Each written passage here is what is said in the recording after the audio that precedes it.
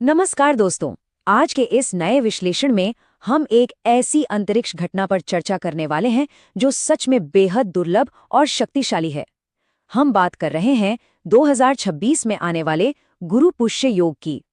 अगर हम वैदिक ज्योतिष की माने तो इस अलाइनमेंट को समृद्धि यानी प्रॉस्पेरिटी और सफलता का सबसे बड़ा प्रतीक माना जाता है। तो आइए इस विषय के हर एक पहलू को गहराई से समझते हैं और देखते हैं कि आखिर इसमें इतना खास क्या है। तो चलिए सीधे मुद्दे पर आते हैं। 2026 का वो आखिर कौन सा सबसे शुभ दिन है जो धन और समृद्धि को आकर्षित करने के लिए सबसे ज्यादा अनुकूल है? दिलचस्प बात यह है कि इसका जवाब आपको किसी फाइनेंशियल रिपोर्ट में नहीं मिलेगा, बल्कि एक प्राचीन ग्रह संयोग में छिपा है। और इसे समझना हम सबके लिए एक बेहद रोचक सफर होने वाला है। पहला सेक्शन है द अल्टीमेट कॉस्मिक अलाइनमेंट। अब सबसे पहले ये समझते हैं कि गुरु पुष्य योगा आखिर है क्या, जिसे लोग गुरु पुष्य अमृत योग भी कहते हैं। ये दरअसल एक बेहद शुभ वैदिक ज्योतिष काल है। ये संयोग तब बनता है जब ठीक गुरुवार यानी थर्सडे के दिन पुष्य नक्षत्र पड़ता है। स्रोत के अनुसार जब ये दोनों शक्तियां एक साथ मिलती हैं ना, तो ये किसी भी नए काम या निवेश के लिए एक ऐसी फाउंडेशन तैयार करती हैं जो बेहद स्थायी होती है और कई गुना ज्यादा परिणाम देती है। एक तरह से आधारशिला रखने के लिए इससे बेहतर समय शायद ही कोई हो। आगे बढ़ते हैं हमारे अगले सेक्शन पर, की 2026 पावर विंडोज। अब जरा अपना कैलेंडर निकाल लीजिए, क्योंकि टाइमिंग ही सब कुछ है। स्रोत और पंचांग के हिसाब से 2026 में ये संयोग कैसे बन रहा है, आइए देखते हैं। शुरुआत होती है 23 अप्रैल से, जो कि एक छोटा क्षेत्रीय संयोग है। लेकिन जो मुख्य और सबसे शक्तिशाली पावर विंडोज है वो है 21 मई और 18 जून। 21 मई को ये सुबह 4:12 पर शुरू होकर अगले दिन सुबह 2:49 तक चलेगा। और फिर 18 जून को ये सुबह 5:45 से दोपहर 11:32 तक रहेगा। ये वो मेन डेट्स हैं जिन्हें आने वाले वक्त के लिए सच में ध्यान में रखा जाना चाहिए। अब इसमें से 21 मई की तारीख थोड़ी ज्यादा स्पेशल है। इसे पावर मल्टीप्लायर क्यों कहा जा रहा है? क्योंकि दोस्तों, बात सिर्फ गुरु पुष्य योगा तक सीमित नहीं है। स्रोत बहुत स्पष्ट रूप से बताते हैं कि इस एक दिन में स्कंद षष्ठी, सर्वार्थ सिद्धि योग और अमृत सिद्धि योग भी एक साथ कोइंसाइड कर रहे हैं। जरा सोचिए, इन सभी पावरफुल इवेंट्स का एक साथ आना ये दिन को वेल्थ मैनिफेस्टेशन के लिए बेहद शक्तिशाली बना देता है।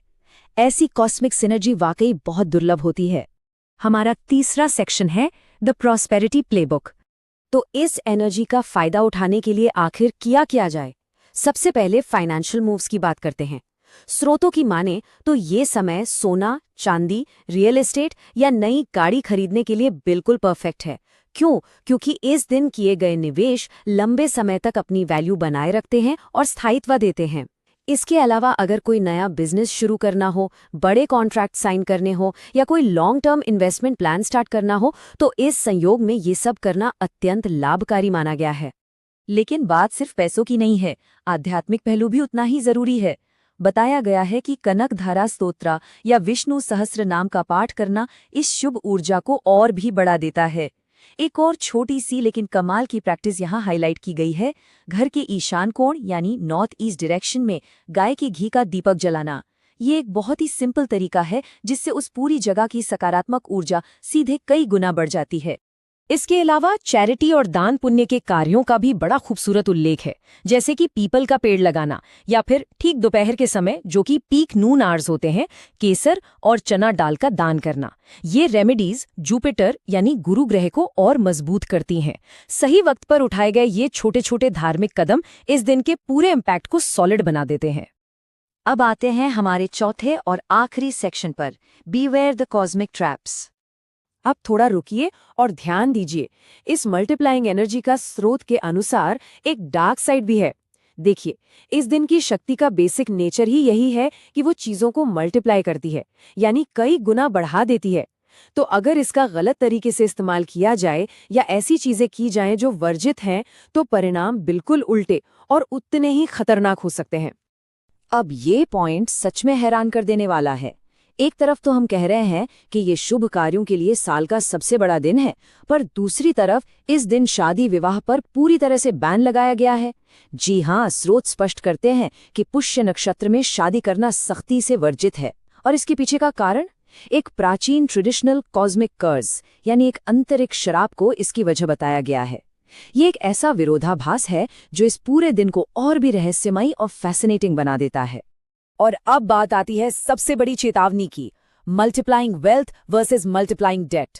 ये समझना बेहद जरूरी है, क्योंकि इस दिन की एनर्जी हर चीज को मल्टीप्लाई करती है। तो अगर आप एसेट्स या संपत्ति में निवेश करते हैं तो धन बढ़ेगा, पर ठीक इसके उलट अगर इस दिन कोई उधार लिया जाए या कोई नया लोन लिया जाए तो वो कर्ज का बोझ भी कई गुना बढ़ जाएगा। स्रोत के हिसाब से इस दिन लिया गया उधार चुकाना नामुमकिन सा हो जाता है, इसलिए बोरोइंग से तो पूरी तरह बचना चाहिए। ये एक एब्सोल्यूट रूल है। तो दोस्तों, इन सभी तथ्यों पर गौर करने के बाद आखिर में एक बहुत बड़ा सवाल जहन में आता है। क्या 2026 की इन कॉस्मिक रिदम्स के साथ अपने आर्थिक लक्ष्यों को अलाइन करने से सच में हमारी आने वाली सफलता तय होती है, या फिर ये संयोग सिर्फ और सिर्फ हमें माइंडफुल इंटेंशन यानी थोड़ा और जागरूक होकर प्लानिंग करने के लिए प्रेरित करते हैं? प्राचीन वैदिक ज्योतिष और हमारी आज की आधुनिक स्ट्रेटेजिक प्लानिंग का ये जो कॉम्बिनेशन है ना, ये सच में गहराई से सोचने पर मजबूर कर देता है।